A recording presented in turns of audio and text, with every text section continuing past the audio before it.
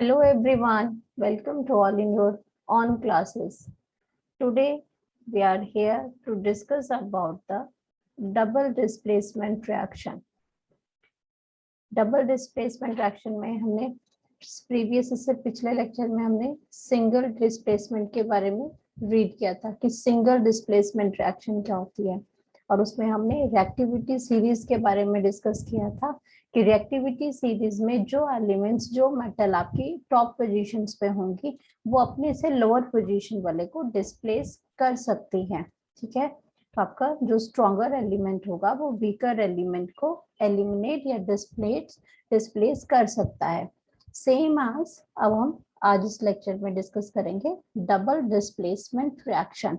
Okay, double displacement का reaction था कि वहां पे तो एक ही स्ट्रॉन्गर बच्चा था जिसने वीकर दूसरे एक सिंगल वीकर बच्चे को डिस्प्लेस किया, लेकिन यहाँ पे क्या हो रहा है, एक को देख के दूसरा भी क्या करता है, दूसरे ने भी कहा कि जब ये क्यों डिस्प्लेस कर सकता है तो मैं दूसरे को भी डिस्प्लेस कर सकता हूँ। तो एक ही रिएक्शन में जब आपके दो मेटल्स डिस्प्लेस होंगे वो उसको क्या कहते हैं, डबल डिस्प्लेसमेंट रिएक्शन।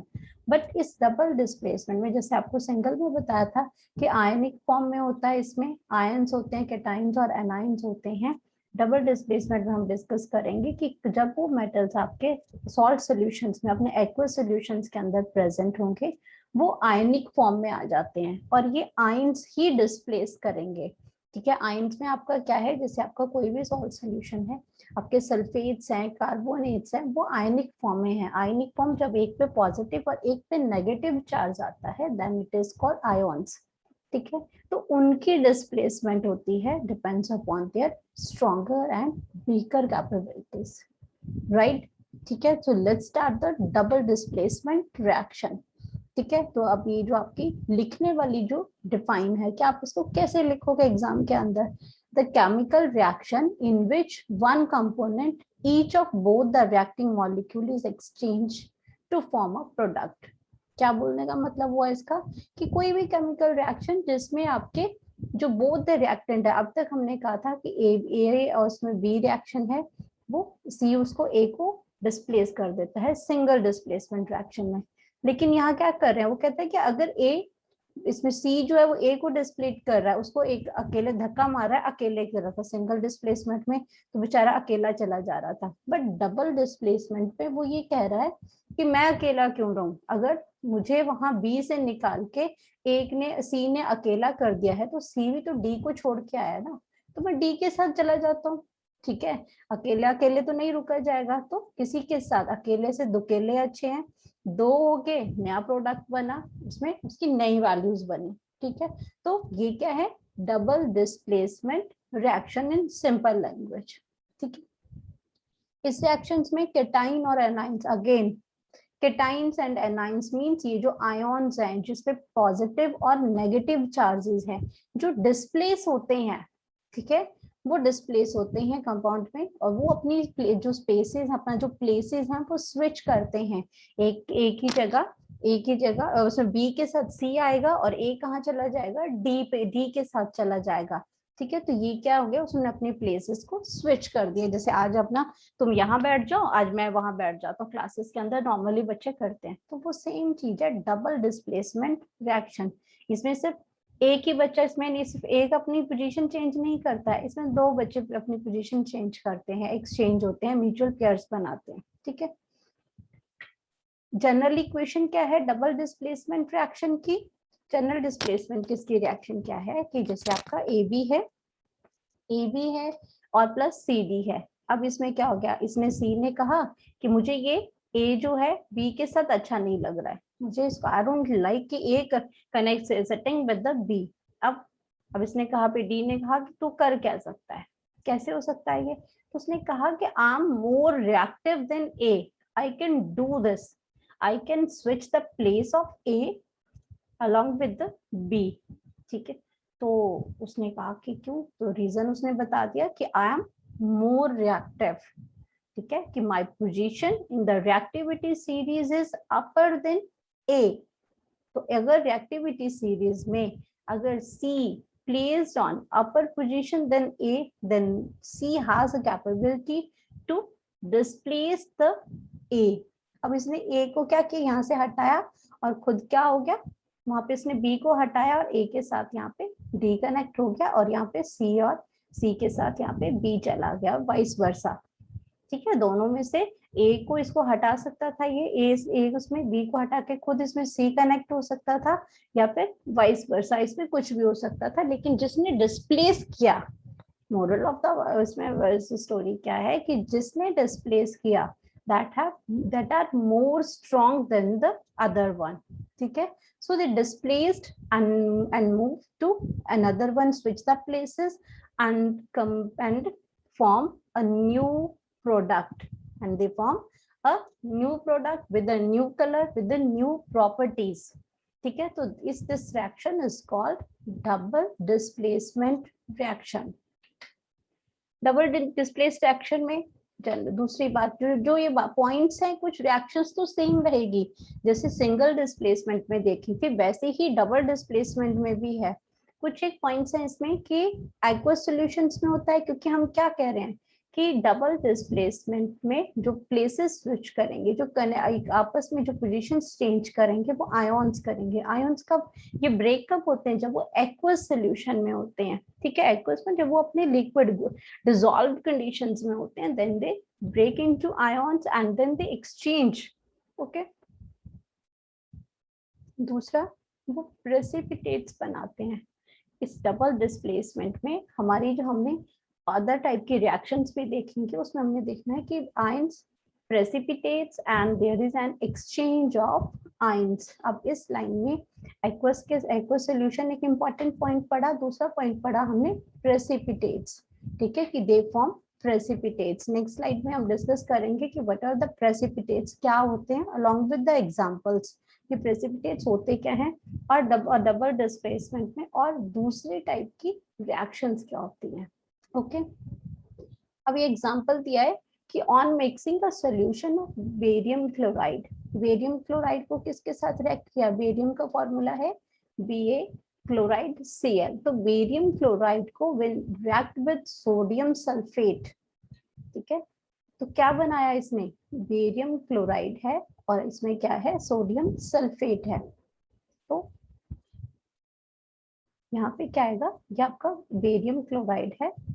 ठीक है, ये बेरियम क्लोराइड आपका क्या बनाएगा, यहाँ पे ये बेरियम क्लोराइड है, ये रिएक्ट करेगा किसके साथ, किसके साथ रिएक्ट कर रहा है, ये सोडियम सल्फेट के साथ। ठीक है, आपका ये बनाता है Na2SO4, ये इसका रेस में है NO। अब ये जो मैं बार बार आयंस की बात कर रही हूँ, इसमें ये जो SO4 है, इसमें क्या है, ये जो SO4 है ये क्या है, आयंस है। Cl क्या है, आयन है। ठीक है, ये Na पॉजिटिव है, ये Cl नेगेटिव है, ये Na पॉजिटिव आ जाएगा यहाँ पे, ये Cl नेगेटिव है, ये पॉजिटिव आ जाएगा, SO4 नेगेटिव आ जाएगा। तो ये जब इसमें एक्वस सॉल्यूशन में होते हैं, they break into ions, means कोई भी जिसमें चार्ज आ जाएगा, then these elements are called ions। ठीक है, अगर सिंपल बेरियम है तो ये आपका एटम्स हो गया। ठीक है, और अगर BaCl2 है कंपाउंड बन गया, लेकिन जब ये एक्वस सॉल्यूशन में होते हैं they break into ions. Ions means positive और नेगेटिव चार्ज एक्वायर करते हैं। तो इसमें डबल डिस्प्लेसमेंट क्या हुई, किसने क्या किया यहाँ से कि इसमें सोडियम को हटाया यहाँ पे और बेरियम आ गया, बेरियम ने सल्फेट के साथ कंबाइन किया और दूसरा प्रोडक्ट क्या बना यहाँ पे NaCl। क्या दूसरा प्रोडक्ट क्या बना, NaCl बना। ठीक है, अब ये जो बेरियम क्लोराइड बना यहाँ पे NaCl तो सॉल्ट हो गया, ठीक है, वो डिसॉल्व हो गया बीच में, लेकिन ये जो बेरियम सल्फेट है इसने क्या किया कि इसमें बीकर के अंदर यहाँ पे व्हाइट कलर के सॉलिड फॉर्म में ये यहाँ पे कंबाइंड हो गया, यहाँ पे नीचे ये सेटल हो गया।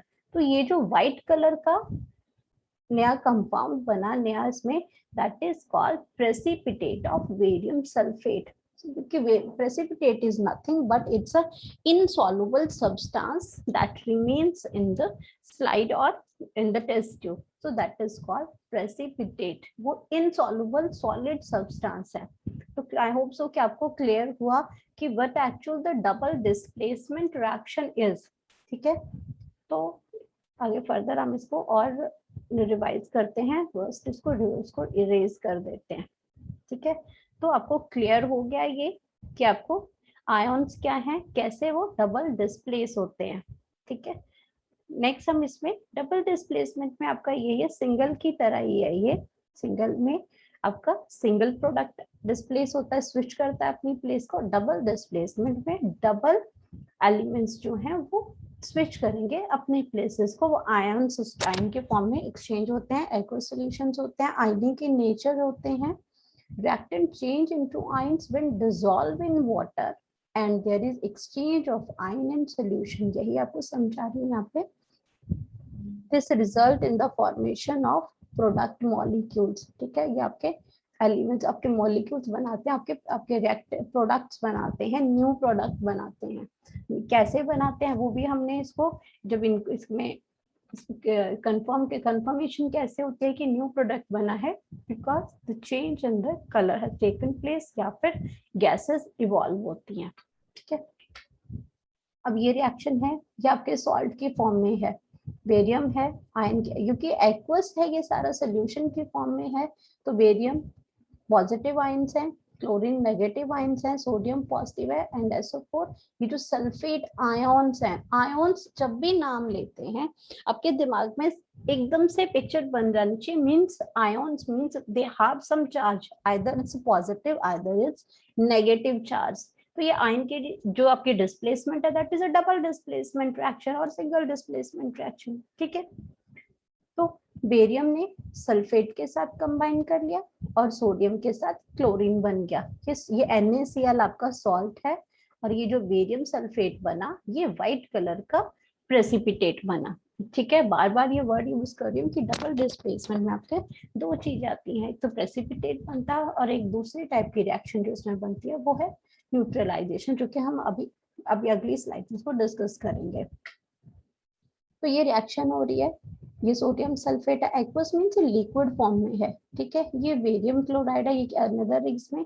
तो इस तरह से ये रिएक्शन जब मिक्स की तो यहाँ पे व्हाइट कलर का सब्सटेंस जो है वो नीचे सेटल डाउन हुआ, दैट इज कॉल्ड प्रेसिपिटेट। अब डबल डिस्प्लेसमेंट क्लासिफाइड किया न्यूट्रलाइजेशन और प्रेसिपिटेशन में।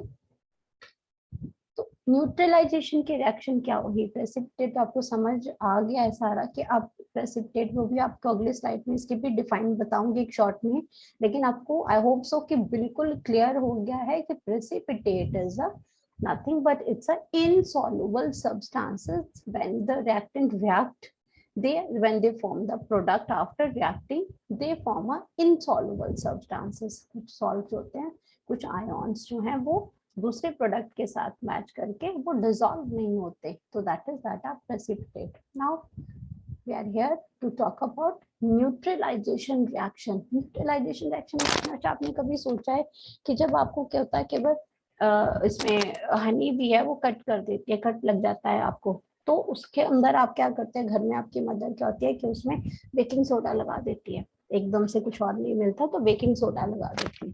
तो ये बेकिंग सोडा क्या है, आपको पता है कि जब ये जो आपकी ये जो आपको तंग करती है, ये जो हनी भी है, या आपको इसी तरह से कोई वो एंट है, चींटी है, वो अगर आपको कट करती है तो इनके अंदर फॉर्मिक एसिड होता है, एसिड प्रेजेंट होता है।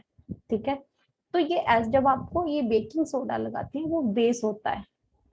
तो ये जब एसिड के साथ एसिड आपको उसने रिलीज किया आपके हाथ में, वो उसमें कट लगा, उसने डंक को आपको स्टिंग किया तो आपने ऊपर बेस लगा दिया, तो ये एसिड और बेस दोनों मिलके इसको न्यूट्रलाइज कर दिया, और आपको जो पेन हो रही थी उसका जो इफेक्ट था काटने का वो कम हो गया। ठीक है, आपके पेट में भी आपने सुना होगा कि केवल बहुत एसिडिटी हो जाती है तो आपको कुछ ऐसी चीज पिलाई जाती है या ठंडा दूध दिया जाता है, तो वो क्या है, वो भी क्या होता है उस एसिडिटी को खत्म करता है। रीजन क्या है उसमें, या फिर मिल्क ऑफ मैग्नीशिया या कोई ऐसी कोई चीज जो एसिडिटी को खत्म कर देती है। वो सारी चीजें क्या है, बेसिक इन नेचर है। वो एसिड को पेट के अंदर जाकर या हमारी बॉडी में अगर कोई उसमें, तो वो उसको न्यूट्रलाइज कर देती है, उसको एसिड के साथ बेस को रिएक्ट जब करती है तो ये सॉल्ट बनाती है और साथ में वाटर बनाती है जो कि एसिड के असर को खत्म कर देती है। ठीक है, उसके इफेक्ट को न्यूट्रलाइज कर देती है। तो specific kind of double displacement reaction acid base reaction occur. When an acid react with equal quantity of base, the acid base reaction results in the formation of salt. Salt ना तो acidic होता है ना basic होता है, तो वो क्या बना देता है, एसिडिक in नेचर मतलब कि वो न्यूट्रल होता है और साथ में क्या बनाता है, वाटर। तो इसमें भी आयनिक ही एक्सचेंज है। आयनिक एक्सचेंज क्या है कि आपका ये क्या करता है, यहाँ से Na जाता है पॉजिटिव और Cl नेगेटिव होता है, ये NaCl बना दिया एक्वस सॉल्यूशन में, और साथ में H पॉजिटिव और OH नेगेटिव, ये क्या बनाता है मिलके दोनों, वाटर। तो ये भी क्या है, डबल डिस्प्लेसमेंट रिएक्शन है। इसमें भी ionic exchange, sorry, ionic exchange होते हैं इसके अंदर भी, और ये this type of reaction is called neutralization reactions. ये छोटी छोटी एग्जांपल्स हम घरों में रोज देखते हैं कि क्यों, अगर ये चीज हमें वो यूज हो रही है, हम क्या पीते हैं, हम क्या यूज करते हैं, जब कोई चिंटी काट जाती है या हनी भी काट जाती है, फटाफट हम उसके ऊपर ये चीज मदर हमारी लगा देती है। तो they are very well known कि इसमें इस टाइम क्या हो रहा है। तो ये क्या है, एसिड बेस जो रिएक्शन होती है, उस रिएक्शन को क्या कहते हैं, न्यूट्रलाइजेशन रिएक्शन, मतलब न्यूट्रल कर देना उसको, ना तो उसमें पॉजिटिव चार्ज ना नेगेटिव चार्ज, सॉल्ट के फॉर्म में आ जाएगा। तो जो उसका जो इफेक्ट है, जो आपको जलन होती है उसके काटने की वजह से, एंड के काटने की वजह से, जिसमें फॉर्मिक एसिड प्रेजेंट होता है, तो वो उसको असर को खत्म कर देती है।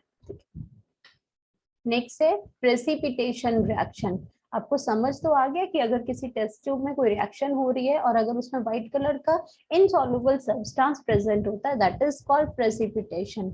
अब हम सिर्फ इसको जो रटने वाली जो डिफाइन होती है उसको एक बार डिस्कस कर लेते हैं कि प्रेसिपिटेशन रिएक्शन आकर when cations and anions in aqueous solution combine, मतलब कि positive charge and negative charge ions when they displaced each other, तो they form some insoluble ionic solid, they form insoluble ionic solid, these are called precipitate।